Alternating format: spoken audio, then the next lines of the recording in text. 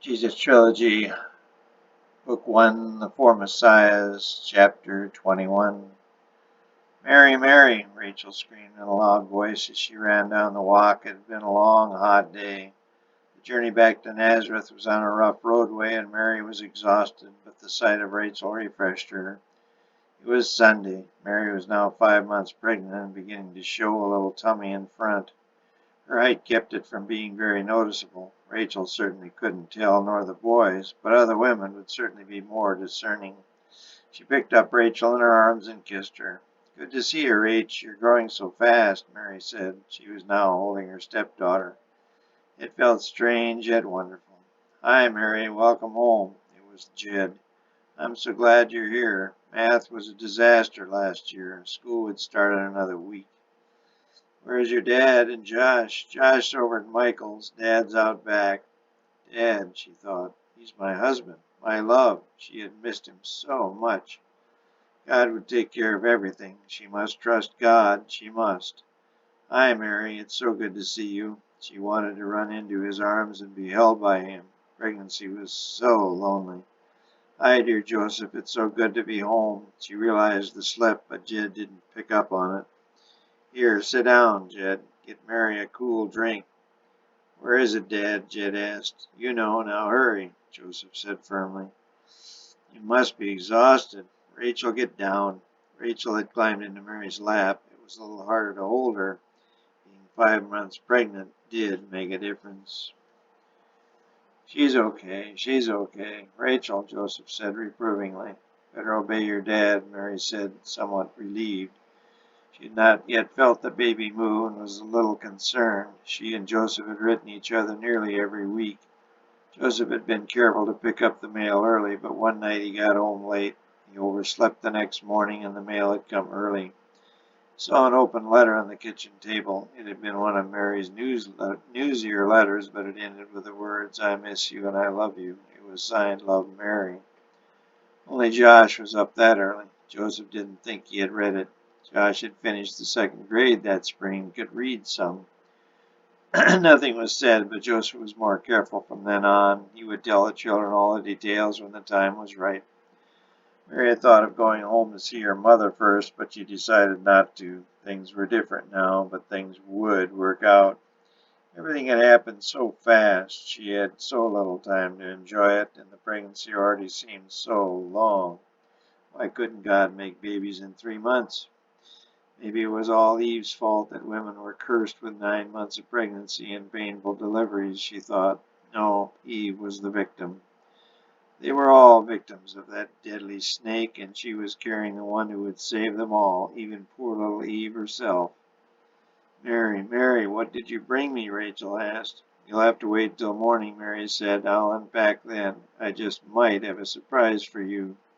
She then remembered the Caesar bar. She had one left from the trip. "I think I do have one thing left in my pocket." She reached in her coat, undid the string from inside her pocket, and held up the bar.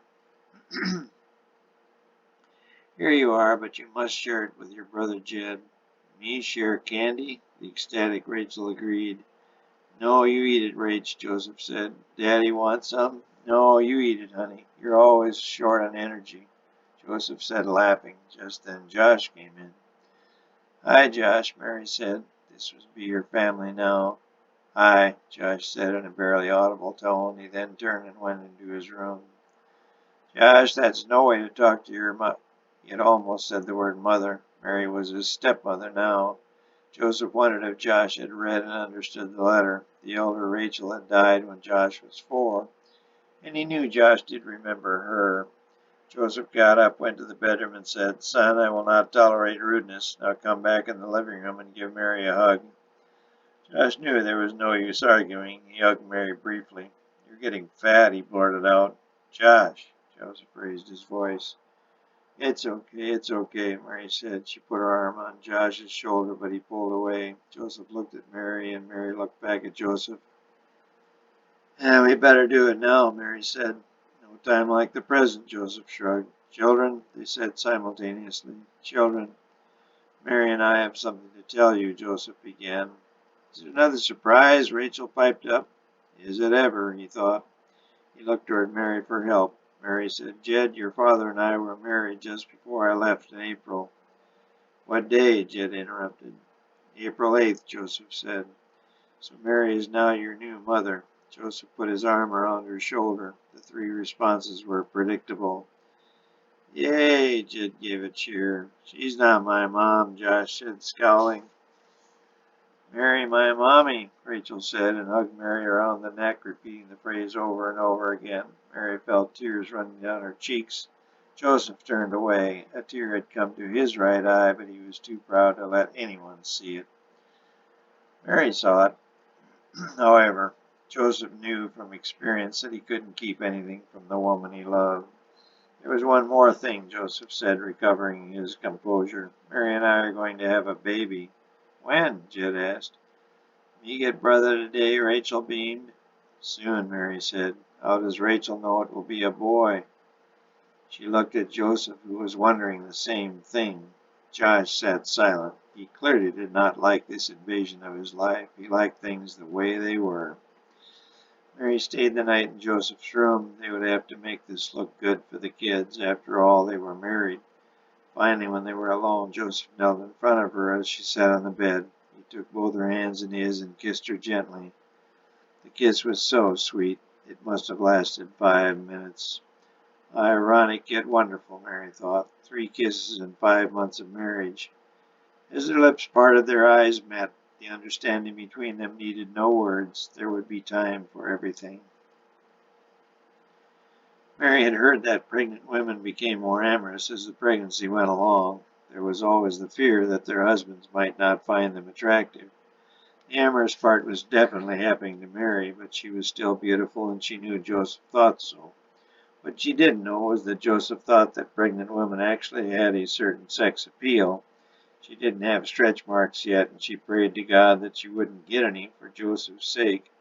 Joseph thought pregnancy was a sign from God that love had given a woman a child, and he had learned from his first wife that true love was the greatest turn-on of all. He and Rachel had learned that true love was not just the wonderfulness of the physical act of sex, but that with love came a deeper understanding of one another. Love had many dimensions, and they both wanted to explore them all in every phase. Looking into one another's eyes, much love passed from one to another. Joseph had had a similar type of love with Rachel, but after she had died, he never thought he could or would love again. He had been more lonely than he could have dreamed. As replacing his beloved Rachel would be impossible, he had put all his energy into caring for his children. That helped to take away some of his loneliness, but not completely. Joseph was still a red-blooded Hebrew, and now suddenly Mary was thrust into his life. He couldn't remember ever being so happy. As they looked on one another's eyes, their hormone levels rose rapidly. Somehow Joseph pulled away and took a couple steps backward. Their eyes were still locked in each other, but they both knew that one more kiss would be more than either could stand. Their resistances would crumble like the walls of Jericho. I love you, he mouthed. I love you, she mouthed. Mary lay down on the bed and Joseph on the mat on the floor. They continued to stare into each other's eyes until finally, and simultaneously, sleep overcame them.